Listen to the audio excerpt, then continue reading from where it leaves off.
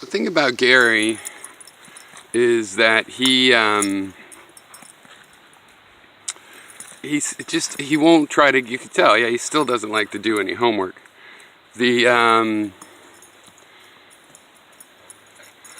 I mean, for example, with the lens, as Hythloday pointed out, he thinks that a lens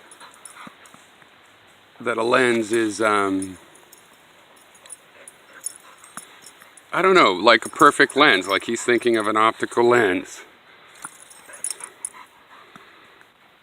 You know, and Hythloday tried to point out with the water bottle, it's like, no, they're talking about lensing, not good lenses that you'd use in a lab. Well, like if I just made a blob of crystalline glass and I didn't shape it into anything, it was just a blob, you know, the light would go through it, it'd be lensed. That's pretty simple. Gravity Einstein did predict the lensing of light, obviously. And after that, it's just a matter of optics. How much? Where's the focal point? Galaxies, the gravity, you might call it weak, but there's a lot of mass in there. It does have a gravity, and they're really long. I mean, our galaxy isn't even that big, and it's like, I don't know, 100 to 200,000 light years across. So it has thousands of light years. There's galaxies 1,000,000 light years across. And so it has millions of years as the light passes to get bent. So it doesn't take very much per second for it to get bent a lot if you're far enough away. That's just common logic. And he seems to think that his description of why he doesn't buy lensing images, he's called that a mathematical argument. Like, oh, you think the math doesn't? The math does work out, right? The gravity does add up. It doesn't matter if it makes you drop like a feather, it's still there. Or if you drop like a little piece of lint, there's no atmosphere, you're slowly getting pulled, and that goes for the light.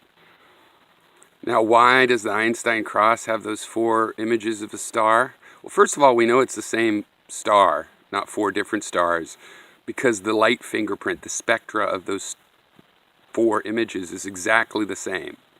And that's like a fingerprint.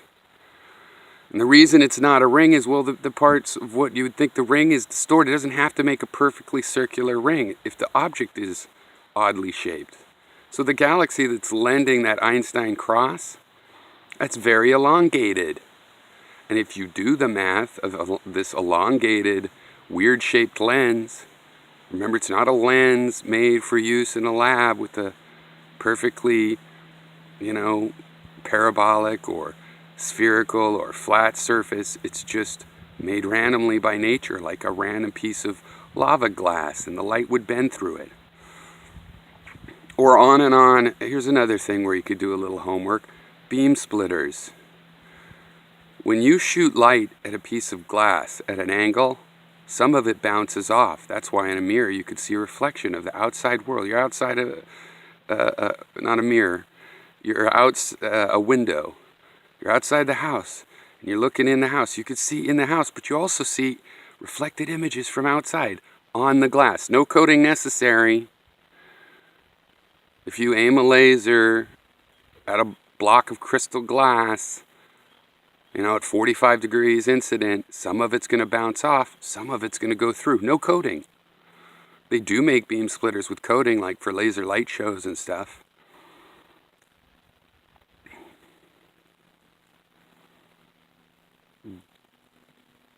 But in general, no.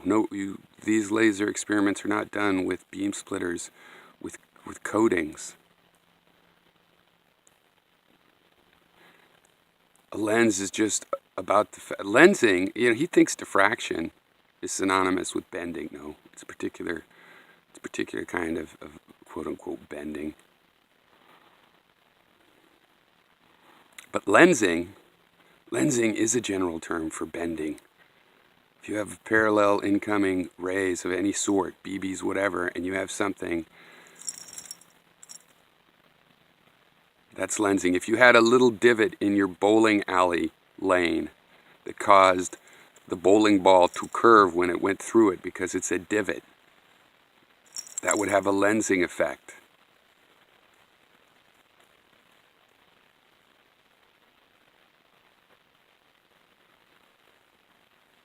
And you can't claim that your theory is in accordance with the evidence when in reality you deny that the evidence exists. You're saying all this evidence doesn't exist, so you can't go with your theory, but it conforms and explains everything just as it is. No, it explains the world different from the evidence we claim. Now you say, well, we're liars. Those experiments were never done. That's a false claim.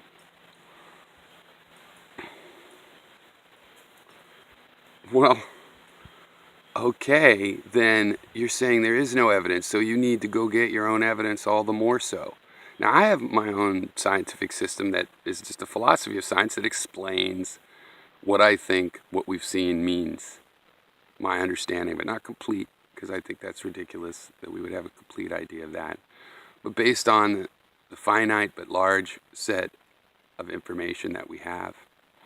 And it really does conform. And if there's some place where it doesn't conform, then fine, show me the data, because that's its point, is to conform.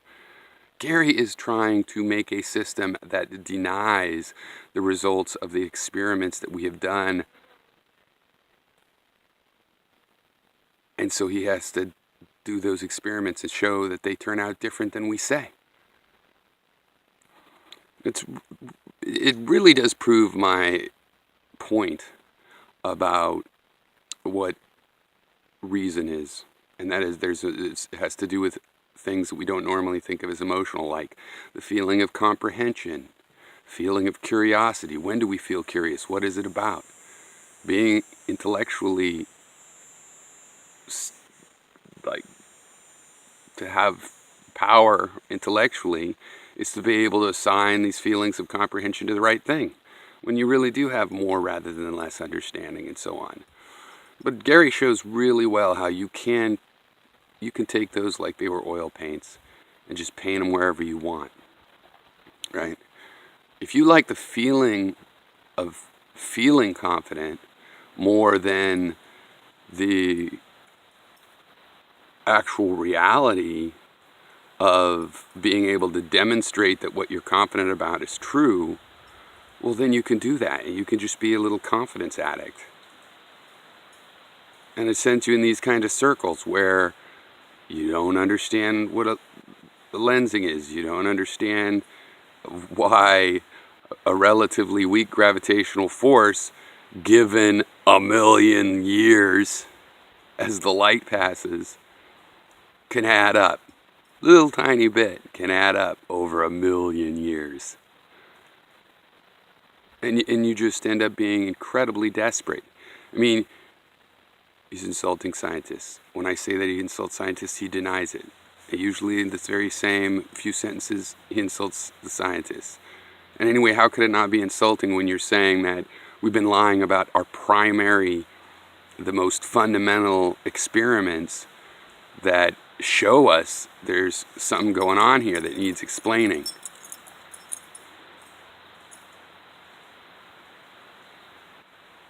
But it's very convenient for confidence to say, but it's all going to work out. It's going to conform to the experiments because it's right. But he says it conforms to the experiments that have been done, but he says those are all a bunch of lies. It's a great example of how if you're emotionally irate, that's going to affect your intellectual emotions, and they're not going to work so well because you're going to be curious about the wrong things. You're going to lack curiosity about the wrong things, or for the right things, however you want to put that. You're going to feel confident. You're not going to want to double check. See, your feelings of confidence should also always be followed by some heavy double checking.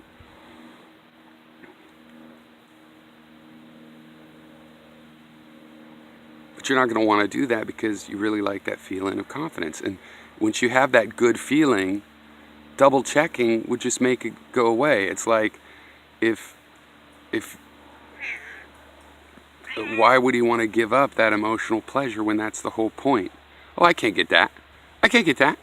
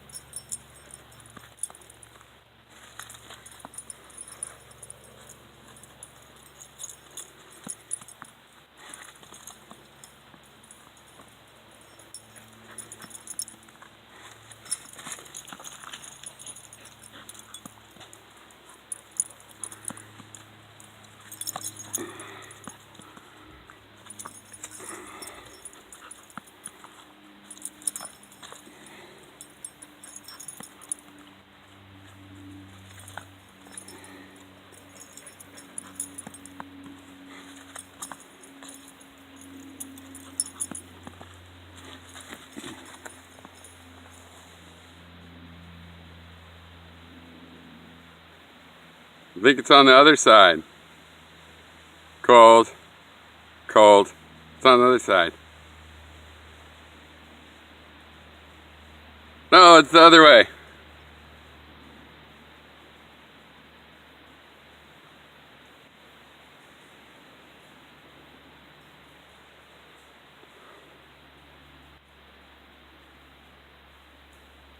Oh, you were right. You got it.